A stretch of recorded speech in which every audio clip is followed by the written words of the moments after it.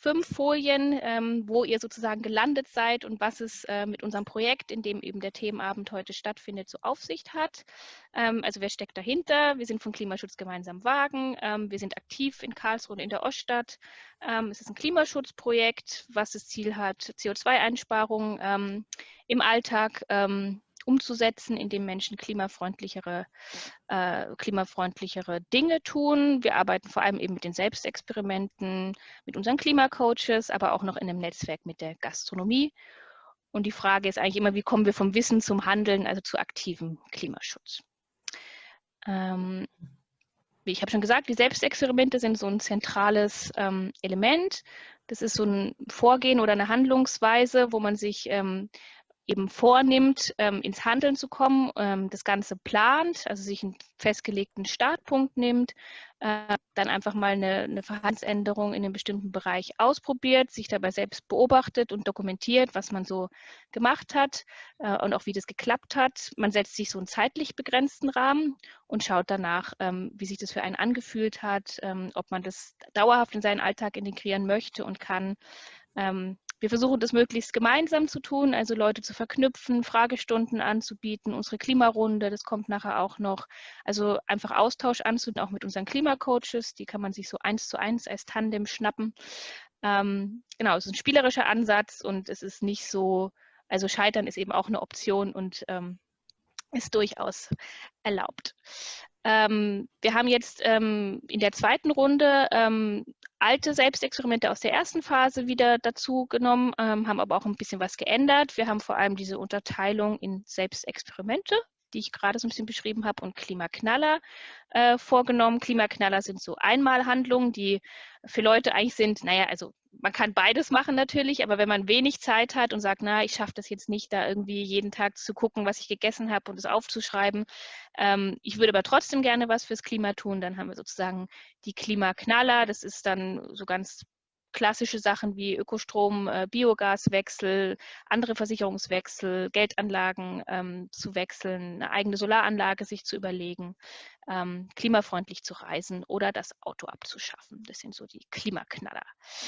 Und die sparen sehr viel CO2 ein. Also manche von denen, ja, also locker eine halbe Tonne oder auch mal mehr, je nachdem, was man so tut. Genau, dann kommt gleich Anke, das hatte Eva hier eingebaut. Ich erzähle aber kurz nochmal, warum wir denn Zero Waste heute zum Thema haben.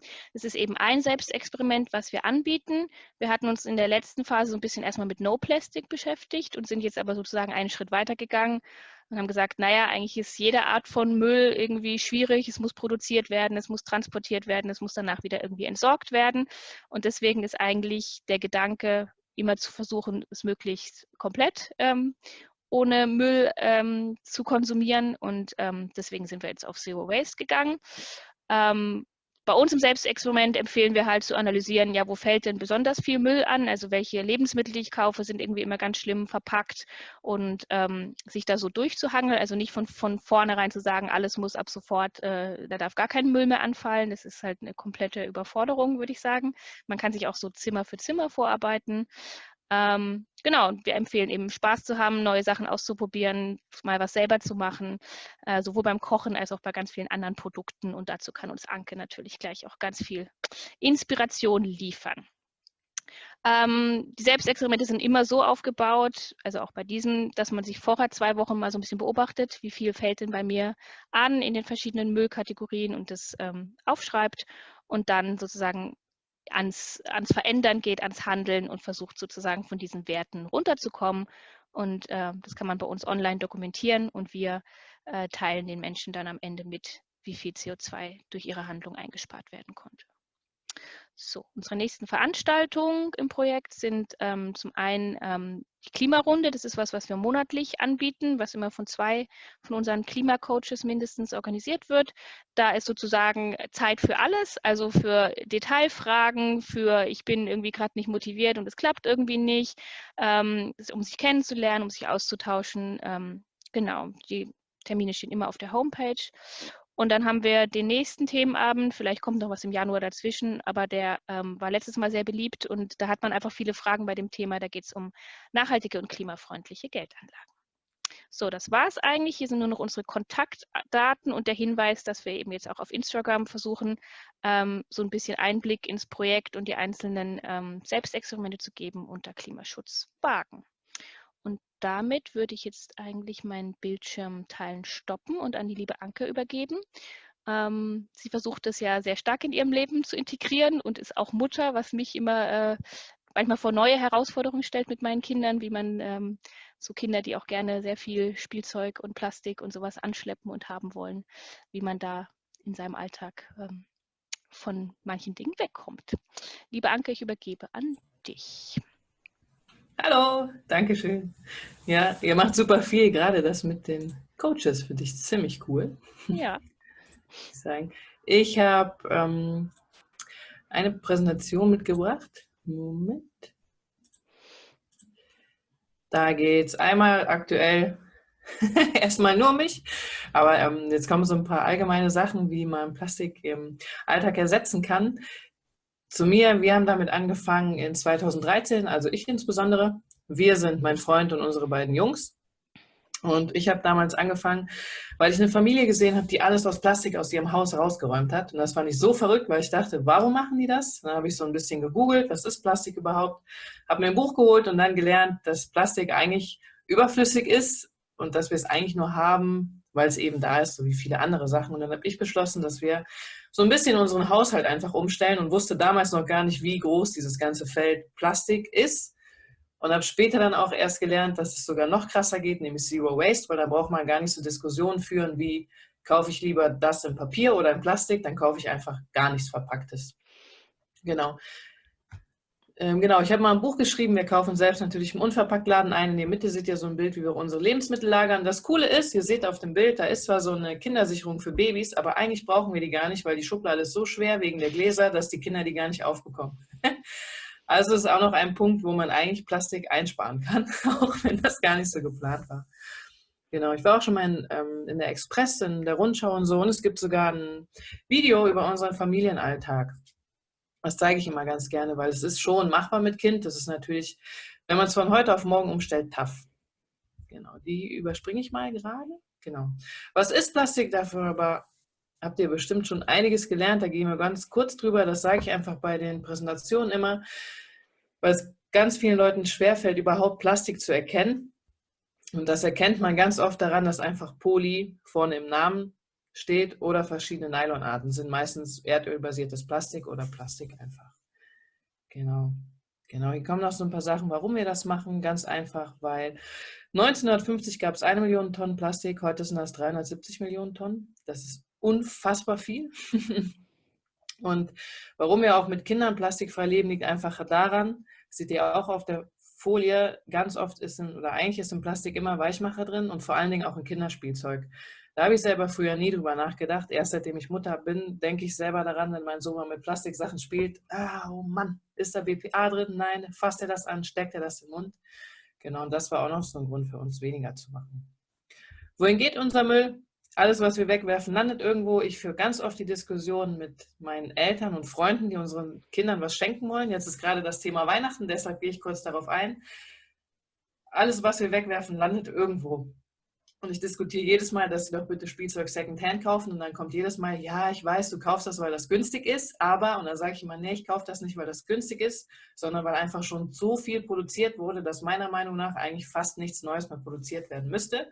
Es gibt sogar Studien darüber, die sagen, eigentlich müsste gar keine neue Kleidung mehr produziert werden. Wir könnten uns alle schon einkleiden. Wir brauchen gar nichts Neues mehr produzieren. Wenn man das so verinnerlicht hat, dann war das für mich auch leichter, auf Sachen einfach Sachen zu wechseln, auszutauschen. Ganz kurz, wenn ihr zwischendurch Fragen habt, könnt ihr fragen, aber im Anschluss ist ja auch nochmal die Fragerunde. Genau, jährlich landen 10 Millionen Tonnen Plastik im Meer. Das finde ich super krass. 1 Tonne sind 1000 Kilo. Wenn ihr mal überlegt, wie schwer ihr seid, ist das einfach unfassbar viel.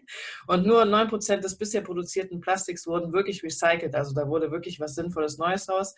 Der Rest wird verbrannt, exportiert, landet auf Müllkippen, landet auf europäischen Müllkippen, landet irgendwo in der Welt, wird mit Schiffen mit transportiert, verbraucht unfassbar viele Ressourcen. Das ist eigentlich mein absolutes Lieblingsvideo, weil davon habe auch ich erst sehr spät gehört, vom Great Pacific Garbage Patch. Es gibt mehrere Müllinseln die einfach so aussehen. Das ist einfach unfassbar. Und sowas ist was ich finde, was man auch Kindern schon zeigen kann. Es gibt auch Bücher darüber, aber gerade jetzt ist Corona und oft ist man in Quarantäne. Wir nutzen das jetzt auch zum Beispiel in unserem Dreijährigen mal ein YouTube-Video zu zeigen, wie Müll einfach im Meer schwimmt, weil der lernt ja eigentlich in seiner Kindheit nur, im Meer sind nur Tiere, Fische, das ist alles toll. Aber was da noch ist, das lernt er ja eigentlich gar nicht. Genau, sowas machen wir zum Beispiel. Also es macht keinen Sinn, etwas zum Wegwerfen zu produzieren. Und deshalb machen wir das Ganze. Bei euren Folien war mega cool, bei der Challenge gezeigt, dass man einfach mal gucken soll, wo fällt viel Plastik im Leben an. Und genauso haben wir auch gestartet, weil wir haben uns ein Bewusstsein dafür geschaffen, wo fängt überhaupt Plastik an. Später haben wir dann geguckt, wo fällt überhaupt Müll an. Und dann haben wir geguckt, was können wir austauschen. Wir haben beide geraucht. Es glaubt mir eigentlich kaum einer, wenn ich das mal sage. Jetzt als Mutter weiß ich, Zigaretten sind das Schlimmste, was es gibt, weil wenn die Kinder die essen, rennt man panisch ins Krankenhaus. Was aber auch noch krass ist, dass bis zu 680.000 Tonnen Zigaretten auf dem Boden landen. Jährlich ist das sogar. Es ist einfach unfassbar viel. Da sind Schadstoffe drin wie Arsen, im Filter ist Mikroplastik und wenn so Filter im Meer landen, kann es schon mal sein, dass Lebewesen deshalb einfach sterben, die sich im Meer befinden. Ich habe früher selbst Zigaretten, glaube ich, schon mal ins Meer geschnipst oder in Sand. Heute würde ich es nicht mehr machen, heute bin ich schlauer. Warum verschwindet Plastik nicht? Und was ist Mikroplastik? Ich durfte bei Greenpeace mal dabei sein. Das, was ihr da seht, ist Mikroplastik, was wir aus dem Rhein gefischt haben. Das war sehr eindrucksvoll, weil man ja oft denkt, ach, dieses Plastikmüllproblem, aber überhaupt das Müllproblem, das ist einfach ganz weit weg. Das haben wir hier in Deutschland nicht, haben wir tatsächlich. Genau. Welche Folgen hat das für unseren Körper? Wir essen jede Woche eine Kreditkarte Plastik. Ist, glaube ich, auch schon für viele so ein alter Hut. Das kam letztes Jahr mal raus. Jetzt kommen wir dazu, wie jeder müllfreier leben kann. Das ist eigentlich der beste Teil der Präsentation. Weil wir haben festgestellt, dadurch, dass wir müllfreier leben, dass wir Zero Waste leben, ist unser Leben einfacher geworden und wir leben mit weniger. Wenn ich mir also wir sind jetzt in Quarantäne im Moment, weil unser Sohn in Quarantäne sein muss und hier fällt mir das nochmal viel krasser auf. Wir haben viel weniger Sachen zu Hause als früher und das ist einfach entspannter, weil es liegt weniger rum. Man spart Zeit beim Putzen, man tritt nicht immer irgendwo drauf. Und das ist auch so ein Gefühl von Freiheit, was wir einfach haben. Genau. Wir fangen an beim Einkaufen und, achso, genau. Wir haben tatsächlich im Badezimmer angefangen, Zero Waste zu leben, wirklich Zero Waste. Das empfehle ich euch auch, weil das Badezimmer ist einfach so ein Raum, der wirklich einfach von der Hand geht. Der schwierigste, deshalb ist er hier vorne, war für mich die Küche, weil 2013 gab es noch keinen Unverpacktladen. In Köln gibt es erst seit 4 oder 5 Jahren einen. Und beim Einkaufen ist es halt super schwierig, gerade wenn ihr keinen Unverpacktladen in der Nähe habt. Deshalb gibt es hier so ein paar allgemeine Tipps für euch. Und zwar in Köln haben wir zum Beispiel Öko-Wochenmärkte, Bio-Supermärkte. Es gibt 7 Unverpacktläden mittlerweile. Es gibt Bioläden, da gibt es Abfüllstationen. Und es gibt 2 Läden, über die man Lebensmittel retten kann. Das könnt ihr zum Beispiel auch eigentlich überall in Deutschland und fast auch komplett in Europa über Too Good To Go und über Foodsharing und Verteiler. Weil Zero Waste heißt für uns auch, dass wir keinen Essensmüll mehr produzieren. Früher haben wir tatsächlich vor dem Urlaub einfach mal eine ganze Ananas in den Müll geworfen, weil wir es einfach nicht mehr geschafft haben, die zu essen. Das machen wir heute nicht mehr. Zero Waste heißt für uns halt plastikfrei, papierfrei, gar kein Müll mehr, kein Essensmüll, nichts. Genau. Es gibt mittlerweile auch Karten, wo ihr Unverpacktläden seht, bei euch in der Nähe. Bei uns ist zum Beispiel einer in Sülz, in Nippes, in der Südstadt, in Ehrenfeld, Zollstock, Mülheim. Also in Köln ist purer Luxus. Wenn ihr nach Köln ziehen wollt, zieht nach Köln. Hier kann man super Zero Waste leben. Mit Kind muss ich allerdings sagen, ist im Unverpacktladen einkaufen immer so ein bisschen so eine Taktik, muss man wollen oder nicht. Wir machen das jetzt erst wieder, weil als unser Sohn angefangen hat zu laufen, ist er einfach im Unverpacktladen rumgelaufen und hat sich überall Essen rausgeholt. Ist beim ersten Mal lustig, aber beim zweiten Mal ist es dann schon nervig. Das sage ich auch immer ehrlich dazu. Deshalb gehen wir jetzt meistens alleine in den Unverpacktladen und wir gehen nur einmal im Monat und stocken dann wirklich alle Vorräte auf. Gibt es bei euch einen Unverpacktladen in der Nähe? Ja. Ja, super. Dann sind das meine Einkaufstipps. Also mindestens 2. Ja, super. Einfach einmal im Monat hingehen, weil oft ist das für viele so eine Herausforderung, dass man da immer hingehen muss und seinen Kram mitnehmen muss. Einmal im Monat alles voll machen, fertig. Und für viele ist der Unverpacktladen auch meistens noch teuer oder wirkt teurer. In Wirklichkeit ist er das gar nicht. Wir geben tatsächlich durch unseren Lebensstil weniger Geld aus. Auch mit Kindern geben wir im Monat 300 € für Lebensmittel aus. Das war's. Also für Lebensmittel und Drogerieprodukte, für alles. Wir bauen unser Essen selber an in Lindenthal. Da gibt es Gemüsekooperationen, es gibt so Sachen wie mein Gemüseacker. Wenn ihr da Lust habt, finde ich auch jetzt für die Zeit richtig gut. Das gibt es auch in ganz vielen Städten, dass man sich einen Acker mieten kann einfach und da Sachen selber anbaut. Mit Kindern ist das im Moment super. Gerade wenn der Kindergarten mal ausfällt oder sowas, waren wir im ersten Lockdown, waren wir fast jeden Tag auf unserem Feld. Das seht ihr links im Bild. Auch wenn da quasi nichts gewachsen ist, aber es war einfach cool, da hinzufahren. Und so lernen Kinder auch nochmal, wo kommen Lebensmittel her. Und seitdem versteht unser Sohn, der ist jetzt 3, auch besser, dass wir ungern was wegwerfen, wenn er was nicht essen will. Seitdem versteht er das Prinzip besser, dass er sich nur weniger auf den Teller legen soll. Das ist das, was wir machen in Richtung Food Waste. Und für uns hat das Essen auch nochmal mehr Wert, weil wir wissen, wir sind 1000-mal dahin gefahren, haben alles gegossen. Wenn wir dann Tomaten wegwerfen, ist es wirklich ärgerlich. Bäcker mit Beutel ist so der klassische Tipp, den mittlerweile eigentlich alle kennen. Früher war das noch so, wow, das geht, ja, das geht. Im Moment ist es wegen Corona ein bisschen eine Herausforderung, hatte ich heute auf. Dann könnt ihr schon mal den Beutel auf den Tresen legen und einfach den Verkäuferinnen oder Verkäufern sagen, dass sie die Sachen darauf legen, wenn ihr das wollt. Die meisten machen das mit. Wenn ihr so wie wir echt oft beim Bäcker wart, wir waren früher berufsbedingt, weil wir einfach nicht gekocht haben, quasi jeden Tag da, hatten wir quasi jeden Tag 1 bis 2 Tüten Müll. Das sparen wir nochmal ein. Plastikfreie Küche ist auch sowas wie Leitungswasser trinken. Ich habe früher auch kein Leitungswasser getrunken. Wir haben diese Plastikdinger aus dem Discounter gekauft. Uns jedes Mal total geärgert, wenn alles aus dem Schrank gefallen ist. Wir haben immer diskutiert, wer geht jetzt wieder was einkaufen. Mittlerweile trinken wir Leitungswasser. Das könnt ihr testen lassen bei der Rheinenergie, bei uns. Es gibt aber auch an der Uni Köln Tests und bei euch an den Unis wird es wahrscheinlich auch so Tests geben. Genau. Eva ist da Expertin. Siehst du? Für viele, also eigentlich kann man Leitungswasser trinken. Die einzige Herausforderung dabei ist, wenn irgendwie im Haus was verbaut wurde, was nicht in Ordnung ist, in den Rohren. Meistens braucht man es gar nicht testen lassen. Viele wollen das aber einfach noch machen, damit man ein sicheres Gefühl hat. Und auch das spart tatsächlich Geld, wenn ihr das einmal testen lasst. Es ist billiger, als wenn ihr euch immer wieder neues verpacktes Wasser kauft. Spülbürsten gibt es plastikfrei und es gibt tatsächlich auch Öko-Spülzeug. Und ihr könnt euch ganz einfach Spülmittel selber machen. Das sind so ein paar Sachen, wo du eben meintest, genau, einfach mal was ausprobieren, einfach mal was selber machen. Ich dachte früher immer, selber machen mache ich nicht, ist mir alles viel zu aufwendig. Jetzt weiß ich, ein Deo selber machen dauert 1 Minute. Es kostet mich nur 1 Euro anstatt 12 Euro oder 8 Euro und ich kann es auf Vorrat machen und einfrieren. Zero Waste kochen. Hier seht ihr so die klassischen Gerichte, die wir kochen. Früher habe ich tatsächlich auch Babykekse selber gemacht. Die konnte man auch auf Vorrat machen, einfrieren. Den einzigen Tipp, den ich nicht mehr gebe, ich habe das früher alles im Glas mitgenommen, aber mir sind echt oft Gläser runtergefallen, auch auf dem Spielplatz. Also da solltet ihr vielleicht dann einfach die alten Tupperdosen nehmen, die noch im Schrank sind von den Eltern oder die man sich mal gekauft hat. Das machen wir mittlerweile auch oder wir nehmen Edelstahldosen mit. Kindergeschirr ist auch noch so eine Sache, weil wir haben hier so einen Bambusteller, rechts im Bild. Es gibt aber auch viele, die sehen aus wie Plastikteller. Die sind aus Bioplastik oder sowas, können aber, wenn heiße Materialien drauf sind, auch Schadstoffe abgeben. Wir haben für unsere Kinder, eigentlich nutzen wir unsere Teller und die Gläser und die Tassen, die wir auch nutzen. Bisher sind uns 2 Teller kaputt gegangen und 2 Tassen, was noch völlig akzeptabel ist nach 3 Jahren. Ja. Auch Plastiklöffel hatten wir nicht. Aufbewahrung und Einfrieren, das war für mich tatsächlich so ein Klassiker. Ich muss dazu sagen, ich habe früher sehr viel gearbeitet, 50 Stunden die Woche und habe wirklich, wir haben beide nicht viel gekocht.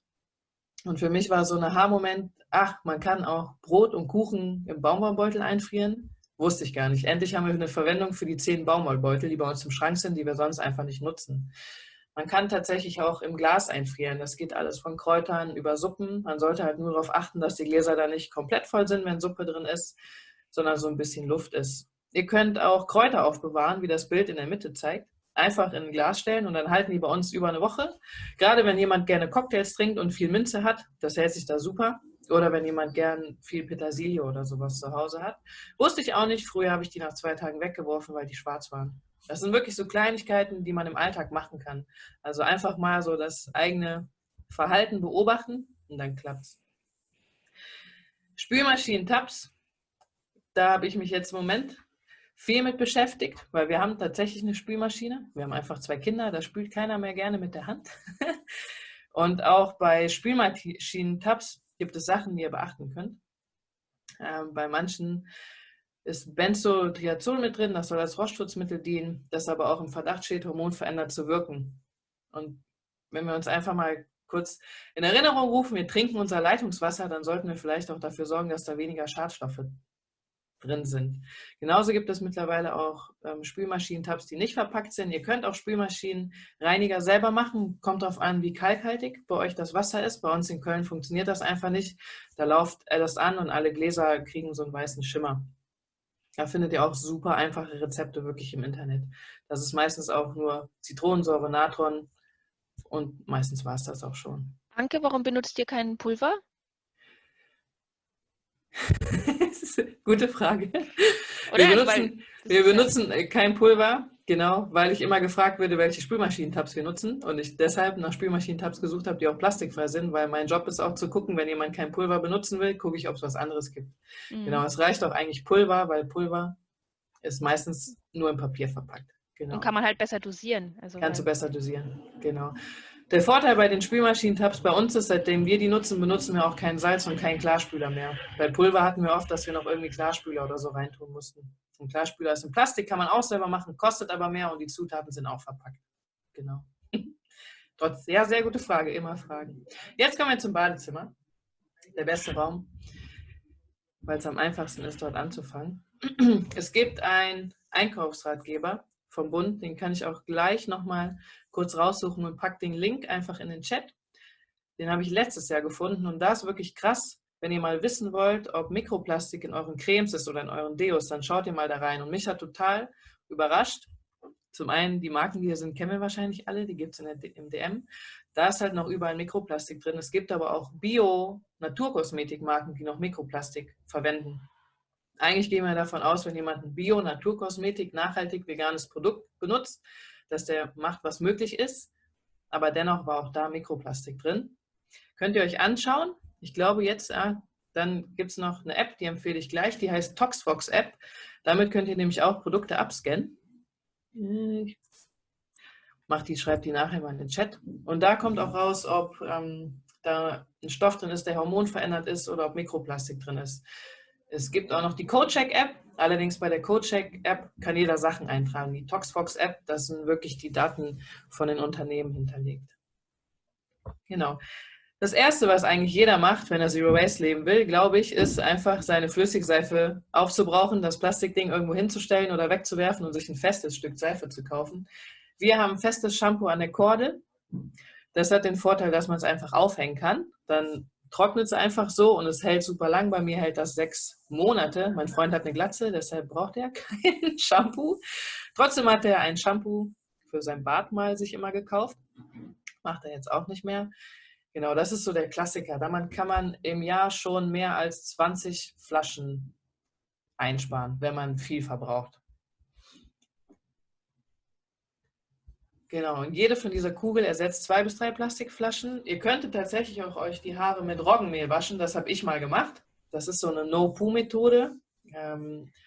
Shampoo ist ja eigentlich auch nur was wir benutzen, was wir eigentlich nicht bräuchten. Und ich hatte früher 5 Conditioner, Kuren und Shampoos. Und mittlerweile habe ich nur diese eine Kugel, weil ich tatsächlich mal ein halbes Jahr lang meine Haare mit Roggenmehl-Shampoo gewaschen habe. Das macht man, indem man einfach 1 Esslöffel Roggenmehl mit 2 Esslöffeln Wasser mischt, das verrührt und dann wieder mal das Shampoo nutzt.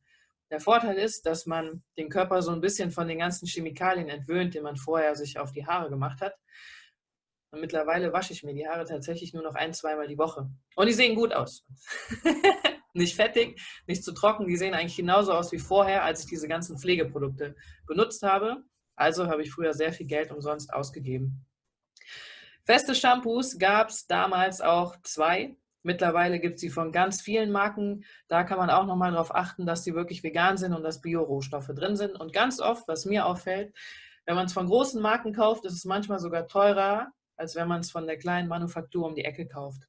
Weil die kleinen Manufakturen öfter mehr einfach bieten für den Preis. Genau.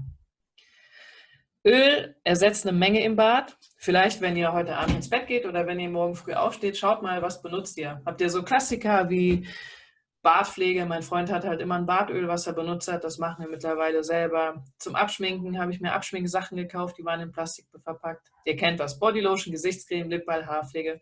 Vieles davon kann man einfach selber machen oder man nutzt einfach wirklich nur Öl für all diese Dinge. Welches Öl kommt ein bisschen auf den Hauttyp an. Sonnenblumenöl geht für alle. Aktuell wegen Corona-Händen empfehle ich für die Hände Hanföl, weil das soll auch ein bisschen kaputte Haut wieder ganz machen. Das ist gerade ganz gut. Kokosöl würde ich nicht empfehlen. Das bringt gar nicht so viel. Ansonsten geht auch eigentlich jedes klassische Öl, was in der Küche steht. Da muss man sich nicht extra Jojobaöl kaufen, das importiert wurde. Toilettenpapier war die Überschrift auch von dem Kurs. Die einfache Frage beim Toilettenpapier ist, warum sollten wir Bäume fällen, um uns den Hintern sauber zu machen, wenn es auch einfach anders geht? Ganz einfach, es gibt Recycling-Toilettenpapier, was mittlerweile tatsächlich an die Qualität von vierlagigem Toilettenpapier rankommt. Das gibt es in jeder Drogerie, in fast jedem Supermarkt. Das ist zwar in Plastik verpackt, dennoch die bessere Alternative, weil eben dafür keine Bäume gefällt werden, weil dafür recyceltes Papier genutzt wird. Das ist sowas, was jeder machen kann. Es gibt tatsächlich auch eine Marke, die ist sogar im Papier verpackt und Cradle to Cradle zertifiziert. Die heißt, ich sage es einfach mal, Satino Black. Gerade im Moment vielleicht ein ganz guter Tipp. Ja, und das sind einfach so Sachen, die auch wir in unserer Nachhaltigkeitsjourney gelernt haben. Wenn wir einmal verstanden haben, wo das Produkt herkommt, dann fällt es uns viel leichter, das zu ersetzen. Weil wenn ich mir wirklich vorstelle, dass für Toilettenpapier Bäume in Übersee gefällt werden und dann hierhin transportiert werden und dann nochmal verarbeitet werden zu Toilettenpapier, ist das ein Riesenaufwand für irgendwas, was ich einfach die Toilette runterspüle. Ich glaube, die Po-Dusche habe ich nicht mit drin. Wir haben mittlerweile auch eine Po-Dusche, die benutzen wir auch für die Kinder. Seitdem geht unser Sohn viel lieber auf Toilette, hat uns auch nochmal dabei geholfen, den windelfrei zu bekommen. Ja, fand ich eigentlich ganz witzig. Mittlerweile besteht er da drauf. Bambuszahnbürsten sind der Klassiker. Damals gab es eine Marke, die importiert hat aus China. Und mittlerweile habe ich sogar welche aus China importiert, weil es einfach möglich ist. Es gibt Zahnputztabletten, die gibt es bei euch im Unverpacktladen. Und es gibt mittlerweile auch erdölfreie Zahnseide. Die basiert dann halt auf Bioplastik, meistens auf Mais- oder Zuckerrohrbasis. Der Vorteil da ist, einfach, es wird kein Erdöl benutzt. Ganz viele kommen mit Zahnputztabletten nicht klar. Da empfehle ich auch einfach mal bei Ökotest zu gucken, weil die testen ganz oft Zahnpastas. Wenn ihr dann schon eine in Plastik verpackt kauft, dann einfach eben eine gute, die keine Schadstoffe enthält. Und gerade auch beim Thema Zero Waste, wie bei den ganzen anderen Challenges, die ihr anbietet, gilt, mach das, wo du Bock drauf hast. Und wenn irgendwas nicht klappt, klappt das halt nicht. Genau, ich habe es schon gesagt, plastikfrei leben spart auch Geld. Ich habe einen Rasierhobel, der wird hoffentlich ewig halten, wenn ich gut damit umgehe. Der kostet mich zwar einmal 30 oder 35 Euro. Dafür sind die Klingen im Schnitt super günstig. Das heißt, Zero Waste Leben hat auch totale Vorteile für einen selber. Und deshalb fällt es uns auch so leicht, so zu leben, weil wir einfach viel Geld sparen und Zeit. Auch wenn wir nicht unbedingt Geld sparen müssten. Menstruationstasse habe ich auch dabei.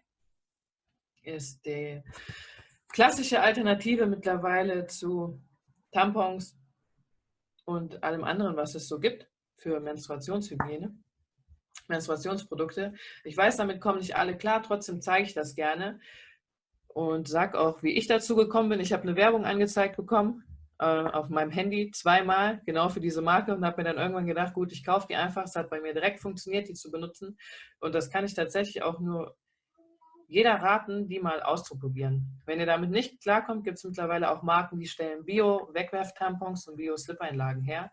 Der Vorteil da ist einfach, dass ihr eurem Körper auch weniger Schadstoffe zumutet. Ich habe da früher nie drüber nachgedacht, weil für mich war es normal, Tampons und Slip-Einlagen zu benutzen und wegzuwerfen. Ich wusste gar nicht, dass da Schadstoffe drin sein können, vor allen Dingen auch Duftstoffe, die Allergien auslösen. Und das vielleicht auch der Grund war, warum es mir einmal im Monat nicht so gut ging. Mittlerweile geht es mir nämlich besser. Stoff-Slip-Einlagen gibt es auch. Genau, die haben einfach den Vorteil, dass ihr sie nicht wegwerfen müsst. Auch die sparen Geld, die kauft man einmal, die kann man mitwaschen. Da ist auch eine Polyesterschicht drin, das heißt, die sind wasserdicht. Auch sehr einfach nutzbar. Aber, sage ich auch immer gerne dazu, hier seht ihr, was wir noch in Plastik verpackt kaufen. Windeln, weil unser Sohn die für die Nacht braucht. Die Stoffwindeln halten nicht nachts. Wir haben selbst Stoffwindeln ausprobiert, die über 600 Milliliter fassen können. Die funktionieren einfach nicht. Schminke oder Mascara kaufe ich mir noch in Plastik verpackt. Super selten. Den letzten Mascara habe ich mir vor 1,5 Jahren gekauft. Der war zwar auch in Papier verpackt. Es gibt mittlerweile Firmen, die bieten Kosmetik, die in Papier verpackt ist. Nur wenn man genau hinguckt, dann sieht man, das Papier ist nochmal mit Plastik beschichtet. Ja. Kassenzettel können wir nicht mehr darauf verzichten. Mein Freund braucht berufsbedingt Kontaktlinsenflüssigkeit, die kaufen wir auch noch in Plastik. Und da seht ihr auch noch meine Sonnencreme, die ist, glaube ich, mittlerweile auch 3 Jahre alt. Die ist auch schon über das Mindesthaltbarkeitsdatum drüber. Ich benutze die trotzdem noch so lange die leer ist. Und das Gleiche geht bei Kosmetik auch. Da sagen immer alle, ja, aufpassen, da kann irgendwie Schimmel oder sowas drin sein. Da sollte man sich wirklich auf das eigene Gefühl lassen, wie beim Essen. Wenn das Mindesthaltbarkeitsdatum überschritten ist, mal dran riechen, es nochmal ausprobieren. Riecht das noch gut? Schmeckt das noch gut? Kann ich es essen? Sieht es noch gut aus? Dann kann ich mich damit noch schminken oder es noch für meinen Körper benutzen. Genau. Hier findet ihr 2 E-Books von mir. Die kann ich sonst aber gerne nachher auch nochmal in den Chat packen. Dann kommen wir schon zu dem Thema Weihnachten. Da habe ich nur ein paar Sachen vorbereitet. Kind können wir gleich noch im Anschluss machen. Weil ich finde, gerade dieses Jahr Weihnachten ist so ein Weihnachten, wo wir vielleicht mehr Acht darauf legen, dass wir mehr Zeit miteinander verbringen, wenn möglich und wenn es nur per Skype ist mit der Familie. Wir haben zum Beispiel dieses Jahr keinen Weihnachtsbaum und wir feiern auch Weihnachten nicht zu Hause, auch wenn unser Sohn 3 Jahre alt ist, weil wir einfach gesagt haben, wir werden wahrscheinlich zu Oma oder Opa fahren, die werden einen Baum haben, die werden Geschenke haben, auch wenn wir gesagt haben, wir wollen keine Geschenke. Und dann brauchen wir nicht noch Sachen schenken. Dennoch, beim Weihnachtsbaum, den stellen wir wahrscheinlich nächstes Jahr wieder auf. Ihr seht hier rechts im Bild unseren Baum. Der ist einfach aus 3 Holzstreben. Die waren von unserem Küchentisch. Die brauchten wir bei dem Tisch nicht mehr. Haben wir abgemacht, haben uns gefragt, was machen wir mit den Dingern von dem Tisch. Die haben perfekt zu einem Baum gepasst. Also haben wir einfach unseren Weihnachtsbaum daraus gemacht.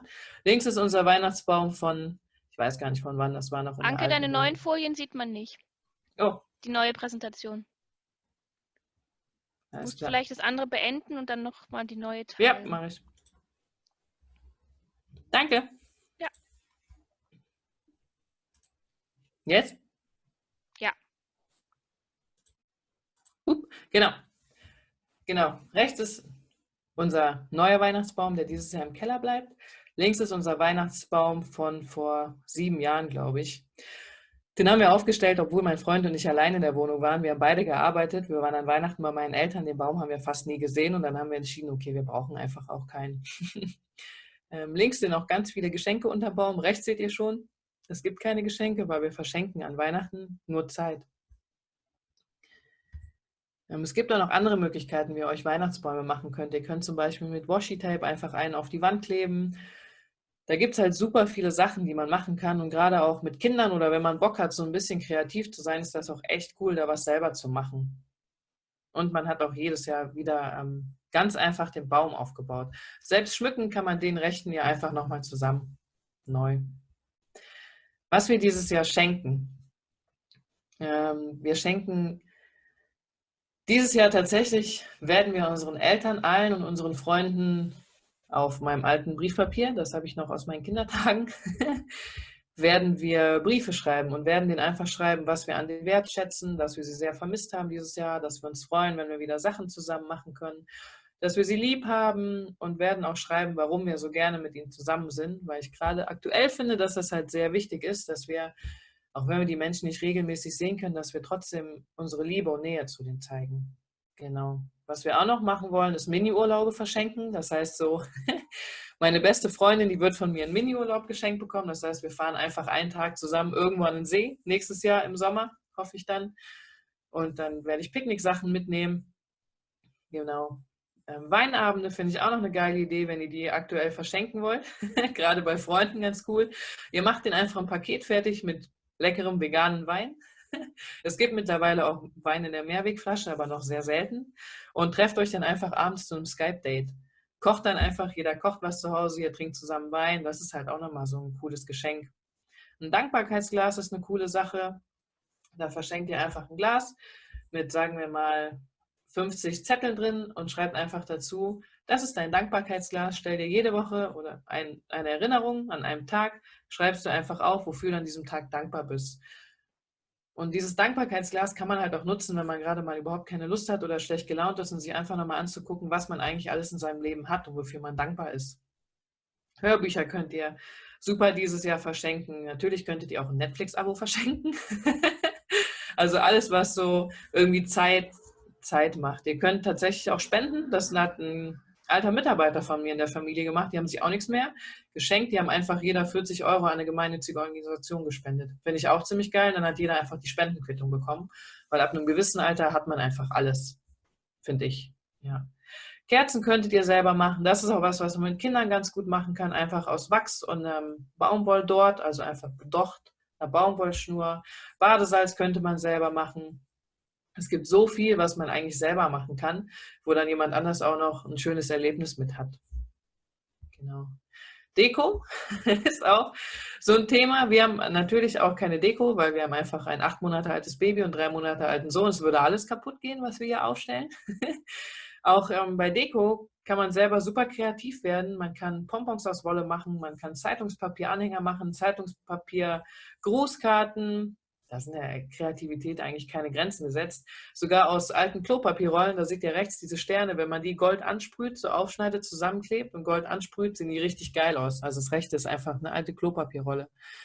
Ist einfach mega cool, was man alles machen kann. Und wenn man das mit Kindern auch noch macht, lernen Kinder auch nochmal, dass nur weil es Müll heißt, dass es kein Müll sein muss.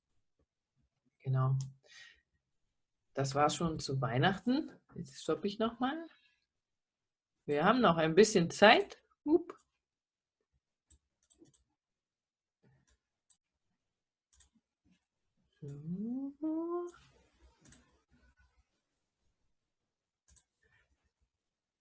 Das. Ah, nein. Sorry.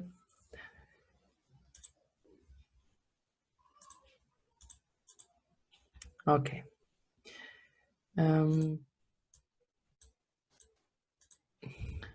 Plastikfrei mit Kind habe ich so ein paar Fakten für euch mitgebracht. Und zwar in 2017 wurden knapp 3,1 Milliarden € für Spielzeug ausgegeben. Ich weiß nicht, wer von euch hier Paw Patrol kennt. Wenn ihr wollt, könnt ihr gerne mal die Hände heben oder auch nicht. Ich habe früher im Kunsteinkauf gearbeitet und war auf einer Messe, wo es um Lizenzen ging. Da ging es darum, wer kauft Lizenzen für was. Und da war der Lizenzgeber von Paw Patrol. Und er hat gesagt, alleine für Paw Patrol wird im Jahr, wann war das? Ich glaube, das war 2016, wird in 2016 2 Millionen € werden ausgegeben, nur um die Marke Paw Patrol bekannt zu machen. Das heißt, um Werbung für die Kuscheltiere zu machen, für die Puzzle, für die Kappen, für alles Merchandising, was man von Paw Patrol kaufen kann. Und das war so eine erschlagende Summe für mich, weil ich dachte, das sind 2 Millionen nur für eine Sendung oder ja für eine Marke, die es gibt. Wie viel Geld wird eigentlich im Bereich Kind ausgegeben für Werbung, für Spielzeug, für Kram, den es gibt? Und dieses Jahr, sogar in 2020, wird noch mehr Geld für Spielzeug ausgegeben, einfach weil, ihr wisst selber warum, Quarantäne, Corona, Weihnachten, da kauft man einfach gerne nochmal mehr für die Kinder. Ich finde, das ist einfach so eine krasse Zahl, wenn man sich überlegt, was man mit dem ganzen Geld sonst hätte machen können. Ja. Was ich früher nicht wusste, dass auch in manchen Pflegeprodukten und Cremes für Babys Mikroplastik enthalten ist. Bübchen ist eine Marke, die wir vielleicht alle kennen, wo wir eigentlich schon wissen, die kann man nicht kaufen. Die sollte man wirklich nicht kaufen. Wickelkinder in Deutschland verbrauchen geschätzt 8 Millionen Windeln pro Tag. Wegwerfwindeln sind damit gemeint. Einfach unfassbar. Wir benutzen tagsüber Stoffwindeln, weil die einfach eine Menge Müll sparen und auch tatsächlich sparen die Geld. Da komme ich später nochmal zu. Kinder werden von Schadstoffen stärker belastet, weil die öfter atmen und noch nicht so gut entgiften können, weil die auch einfach noch viel kleiner sind. Und einige Kinder, da gibt es Studien mittlerweile, weisen in ihrem Blut, in ihrem Körper zu hohe Belastung durch Weichmacher auf, weil das oft in Spielzeugen enthalten ist und Kinder halt natürlich eben viel spielen und auch viele Sachen in den Mund stecken einfach. Die Erstausstattung, fange ich an bei den Stoffwindeln. Da gibt es unfassbar viele Systeme. Der Vorteil bei Stoffwindeln ist einfach, die sparen eine Menge Müll ein und die sind auch einfach tatsächlich angenehmer auf der Haut von Kindern, weil auch in den meisten Windeln, gerade was die großen Marken angeht, wie Pampers und sowas, sind auch Duftstoffe drin, die eigentlich kein Mensch braucht. Weil Kinder riechen einfach und auch die Duftstoffe, die da drin sind, die bringen dann nicht wirklich was. Wir nutzen ein All-in-One, All-in-Two-System, falls sich jemand damit auskennt, kommt aus Deutschland und saugt am meisten auf. Die sind von der Christine Bendel, die Windeln. Und wir waschen die mit Sensitiv-Waschmittel. Warum sage ich das so genau? Weil auch Stoffwindeln werden oft importiert. Es gibt viele Hersteller aus China oder den USA. Und gerade ihr hattet ja auch so eine Challenge regional und saisonal leben. Gerade beim Einkauf von Produkten kann man auch darauf achten. Die gibt es natürlich auch gebraucht. Ja. In Standardwindeln, so eine kleine Übersicht, ist ganz oft Plastikfolie drin, Zellstoff, Klebeband und ein Gelkern. Und die kosten so 13 bis 38 Cent pro Stück. Und da gibt man pro Kind 650 oder bis zu 2000 Euro und manchmal sogar mehr als 2000 Euro aus, über die ganze Wickelzeit gesehen von einem Kind. Wenn wir das mit Stoffwindeln vergleichen, hier rechts, ist das zum einen deutlich günstiger, auch wenn man die trotzdem wäscht. Und es ist dennoch nachhaltiger, Stoffwindeln zu benutzen, wenn ihr Ökostrom habt. Also passt irgendwie ins Konzept komplett rein. Genau, es gibt mittlerweile auch viele Ökowindeln, die sind dann halt aus Bioplastik, haben aber auch teilweise Kunststoff als Saugkern. Ist dann aber eben so, wir benutzen die auch nachts. Da kann man auf das blaue Engel-Symbol achten. Auf das Symbol könnt ihr eigentlich immer achten, wenn ihr Produkte kauft, sei es für Kinder oder sei es für euch. Genau, die Erstausstattung war bei uns auch sehr minimalistisch. Wir hatten 4 Mulltücher, 2 Kautschukschnuller, viele Stofftaschentücher, die wir einfach aus alten Klamotten geschnitten haben, auch aus alten Kinderklamotten, die halt gar nicht mehr sauber wurden, wo wir wussten, die kriegen wir nicht mehr Secondhand weg, haben wir einfach Taschentücher oder ja, Läppchen draus geschnitten. Und eigentlich bei Kindern, man braucht eigentlich ganz wenig. Wir haben eine Creme, Calendula-Creme, weil uns am Anfang alle gesagt haben, man muss die unbedingt kaufen, weil es auch auf jeder Webseite steht, man muss die kaufen. Also haben wir die natürlich auch gekauft. Wir benutzen die auch ab und zu. Ansonsten haben wir einfach Öl benutzt zum Baden, zur Massage, für alles. Auch einfach Öl, was in der Küche war. Genau, Mulltücher gehen als Spucktuch, als Wickelunterlage, als Taschentuch, als Windeleinlage, als Lätzchen, als Mundabwaschtuch beim Bäcker, um das Brötchen mitzunehmen, falls man einfach seine Tüte vergessen hat. Wenn man so ein Tuch in der Tasche hat, kann man super viel Müll einsparen. Das fällt mir total oft auf. Und wir nutzen die auch in der aktuellen Situation zum Naseputzen. Wir benutzen die dann halt nur 1 oder 2 Mal und übergießen die halt mit kochendem Wasser oder waschen die einfach. Schwimmwindeln gibt es auch, das wusste ich natürlich auch erst, seitdem ich Mutter bin. Die haben auch einfach den Vorteil, dass man keine neuen kaufen muss. Man kauft die einfach und kann die lange benutzen. Es gibt auch welche, die sind so in der Größe verstellbar. Der einzige Lifehack, den ich da habe, kauft euch eine, die beidseitig öffnbar ist. Weil wenn das Kind sonst einmal da ein großes Geschäft reinmacht, ist es nicht so schön, das wegzumachen, wenn man die nicht auf beiden Seiten aufmachen kann. Genau. Pflegeprodukte für Kinder hatten wir schon. Bübchen, Hip-Shampoos und Cremes können Mikroplastik enthalten. In Zahnpastas sind oft PEG-Derivate, die die Haut durchlässiger machen und die Haut nimmt dann andere Schadstoffe mehr auf. Auch da sage ich, guckt euch Ökotest an, weil es gibt auch Kinderzahncremes, die wurden da gut getestet. Ich glaube tatsächlich aber von 20 Cremes, die getestet wurden, gab es nur 2 Zahncremes, die wirklich gut sind von Ökotest. Und eigentlich benutzen wir für unsere Kinder exakt die gleichen Pflegeprodukte, die wir für uns auch haben, was dazu führt, dass unser Badezimmer wirklich leer ist. Wir haben halt eine feste Shampoo-Kugel, eine Seife für 4 Leute und das reicht auch einfach. Wir haben keine lustigen Flaschen, die noch da rumstehen. Es ist einfach wirklich sehr minimalistisch. Genau. Feste Shampoo für Kinder gibt es ab 1 Jahr. Da sind Bio-Inhaltsstoffe drin, das ist plastikfrei, das kommt aus Köln, das, was wir benutzen, und es sind keine Duftstoffe drin. Vom ersten Brei- und Leitungswasser hatten wir schon, genau. Ganz oft diskutiert wird in meinen Präsentationen der erste Brei, wenn es um Kinder geht. Man kann ja auch so ganz viele Breis in der Drogerie kaufen, von allen Marken, von unterschiedlich mit Banane, nein, mit Hefe, mit ganz vielen Sachen. Wir haben das einfach so gemacht, dass wir feine Haferflocken gekauft haben im Unverpacktladen und die haben wir mit einem Pürierstab einfach quasi zu Mehl verarbeitet. Also einfach die trockenen Haferflocken mit dem Pürierstab mixen. Und dann haben wir so ein großes Glas gemacht und dann einfach immer einen Esslöffel genommen, mit Wasser aufgeschüttet und dann war der Brei fertig. Das spart super viel Müll, das spart unfassbar viel Geld und man muss nicht ewig in der Drogerie rumstehen und sich entscheiden, welcher Brei ist der beste für das Kind. Man macht es einfach selber. Unterwegs essen mit Kleinkind und Kind. Auch, denkt eigentlich ist plastikfrei Zero Waste Leben mit Kind genauso wie für Erwachsene. Denkt einfach, wie für euch. Was macht ihr? Nehmt ihr euch was zu trinken mit? Nehmt für das Kind was mit? Nehmt ihr was zu essen mit? Nehmt für das Kind was mit? Hängt euch immer so ein Beutel an den Kinderwagen oder die Trage, weil im Notfall kauft man immer schnell was beim Bäcker. Und das spart Zeit, Geld und ist meistens auch gesünder. Ist auch gesünder.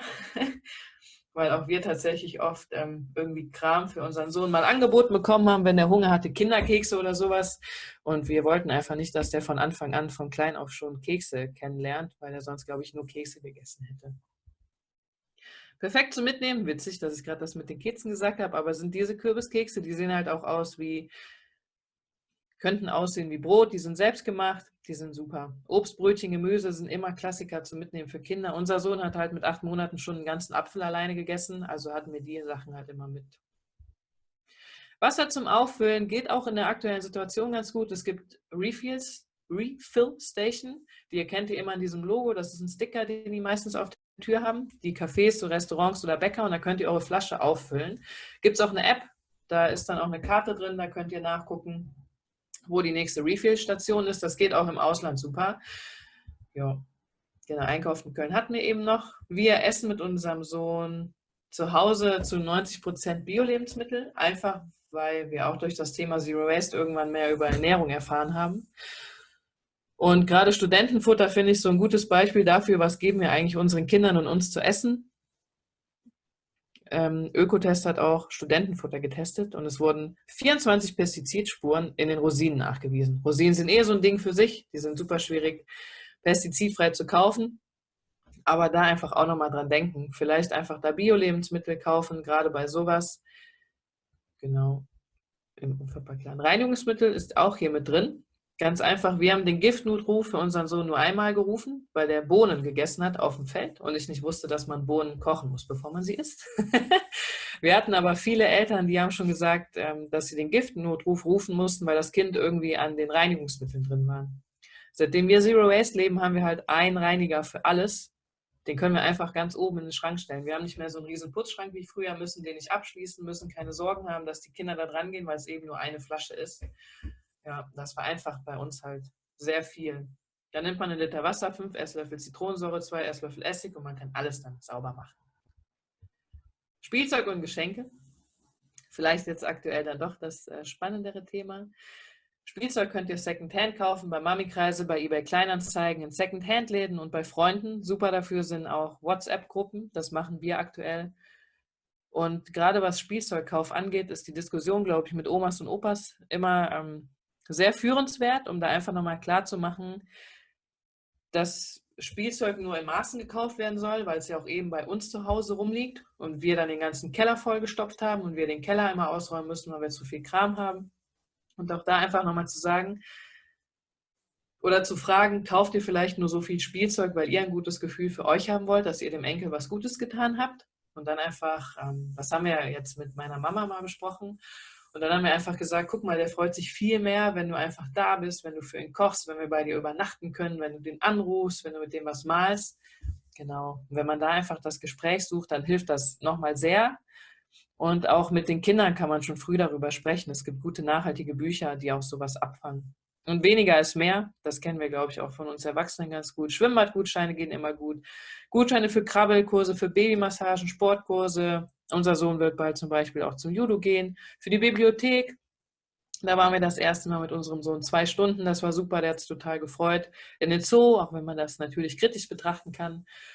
Und auch immer mal was Hervorzauberndes, so ein Trick, den eine Freundin gemacht hat. Die hat einfach die Hälfte des Spielzeugs in den Keller geräumt und alle paar Wochen was Neues hochgeholt, was Altes wieder weg und das dann einfach immer wieder ausgetauscht. So war auch mal immer wieder was Neues dabei. Also man muss nicht immer was Neues kaufen.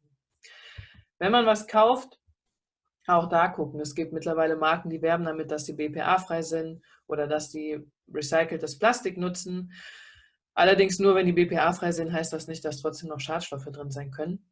Und wir benutzen halt zum Beispiel ganz viel altes Spielzeug von mir selber noch früher, was bei meinem Papa noch auf dem Speicher liegt. Und da habe ich auch mal tatsächlich die Spielzeughersteller gefragt, ob das noch okay ist zu nutzen oder nicht.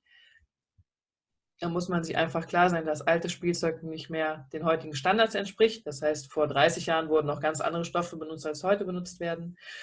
Genau, und auch im neu gekauften Spielzeug können Schadstoffe drin sein. Aber da sage ich immer, irgendwann werden die Kinder wahrscheinlich auch genau wie ich anfangen, Alkohol zu trinken, zu rauchen oder anderen Quatsch zu machen. Wir können halt machen, was wir können. Wir können nur nicht alles machen. Ansonsten gibt es zum Beispiel diese Green Toys, die haben 100% recyceltes Plastik in ihren Materialien. Die gibt es super bei eBay Kleinanzeigen, gibt es die EMA zu kaufen, immer gebraucht. Tupperdosen kann man super für den Spielplatz nehmen, haben wir auch gemacht. Wir haben halt gar keine Schaufeln oder sowas gekauft, wir haben die da gefunden und dann mitgenommen. Einmal haben wir einfach unsere Tupperdosen genommen. Wassermalfarbe, Knete und Kleber kann man super selber machen. Dann lernen die Kinder auch nochmal, wie so Genau. Das sind noch so ein paar Buchempfehlungen und dann bin ich nämlich auch schon am Ende angelangt. Und Bücher, finde ich, gehen auch eigentlich immer ganz geil als Geschenk zu Weihnachten, weil man, wenn man Bücher zu Weihnachten schenkt, dann auch nochmal vermittelt, hey, auch ein Buch ist was, was ein Geschenk wert ist. Nicht nur irgendwie ein Feuerwehrauto, sondern auch ein Buch ist so wichtig, dass wir es dir schenken. Genau. Geburtstag habe ich noch ganz vergessen. Entschuldigung, Dekoration haben wir auch. Was das Thema Dekoration angeht, genau, kann man auch viel selber machen aus Blättern. Es gibt so Geburtstagszüge, die kann man nehmen, könnte man tatsächlich auch für Weihnachten nehmen. Den kann man jedes Jahr nehmen, den kann man für viele Kinder nehmen, den kann man weiter verschenken. Kreidetafeln gibt es, Kreidestifte fürs Fenster. Da könnte man die Jahreszahl aufschreiben, anstatt diese Ballons zu kaufen. Und Deko kann man natürlich auch immer aufbewahren und wieder benutzen, weil wenn man die nur einmal im Jahr benutzt, wird die meistens eh vergessen. Genau. Und auch hier gilt, genau, Eis essen, Zoo schwimmen. Laufräder und sowas gibt es immer Secondhand. Wir haben unsere Fahrräder alle Secondhand gekauft. Und genau das noch als letztes, dann bin ich auch fertig. Gerade jetzt an Weihnachten auch immer versuchen, mit der Familie zu reden und zu sagen, fragt uns bitte, bevor ihr was schenkt, weil wir wissen gerade, was unser Kind braucht. Und wenn gerade im Kindergarten irgendwie Pepper Woods gehypt wird und dann kriegt das Kind was anderes geschenkt, dann passt das bei uns einfach nicht rein. Und wir haben gelernt, dass wir viel mit unseren Eltern und Freunden reden müssen und dass wir trotzdem was geschenkt bekommen, auch wenn wir viel drüber reden. Ja, aber da einfach immer das Gespräch suchen. Genau. Das war's von mir.